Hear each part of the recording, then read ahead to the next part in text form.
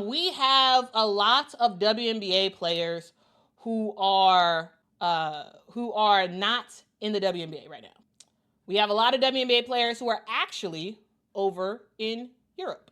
They are participating in what we call EuroBasket. EuroBasket is a biannual, meaning it happens, doesn't biannual mean it happens every 2 years? Anyway, it happens. And it's happening right now. We have entered a new phase. in EuroBasket. We have now hit the quarterfinals. So we had group play that lasted for a long time. We had group play, well, not a long time. Teams played 2 games each.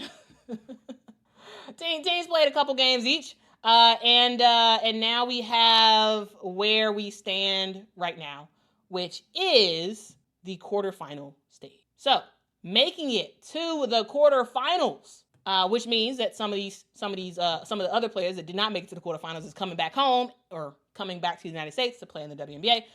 The teams that made it to the quarterfinals is France and Lithuania. They're going to be taking each other on later today. France versus Lithuania. We got Spain and I always have a hard time with the name of this country. It's Czechia.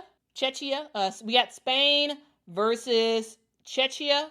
That's happening tomorrow, actually. We also have Italy versus Turkey. That is happening later today. And then finally, we got Belgium versus Germany, which is also happening tomorrow. So again, we have 8 teams that made it to the quarterfinals. And you can see right here, you can see the standings right here. You can see that update where these are the best teams in Europe, and they have won the necessary games, and they are moving on. Now, you all may be wondering, okay, well, who exactly is moving on? Who exactly is moving on and why?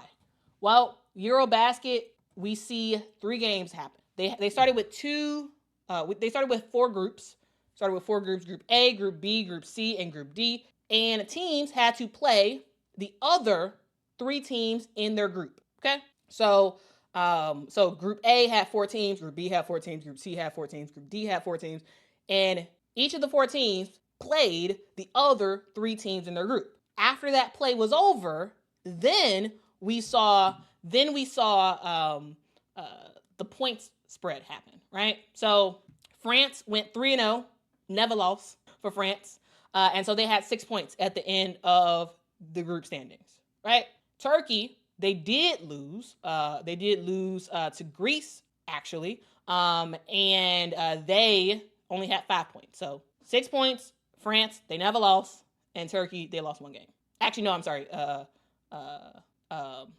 Turkey lost to France. Sorry. Turkey lost to France. Anyway, we also saw in Group B, we saw Lithuania end up losing. Lithuania ended up losing to Italy. Italy won Group B outright. They didn't lose at all. And then Lithuania ended up losing 1 game to Italy. And then in Group C, of course, we got Belgium that is just, Belgium's the top dog. They're always the top dog. They won every game in their group play, and they beat Czechia. That was the one. And again, if someone can actually give me a real pronunciation of, I believe it's pronounced Czechia. And every time I'm about to do an update, I always think, oh, I got to check the pronunciation, and then I forget. And then I'm like live, and I'm like, oh, darn.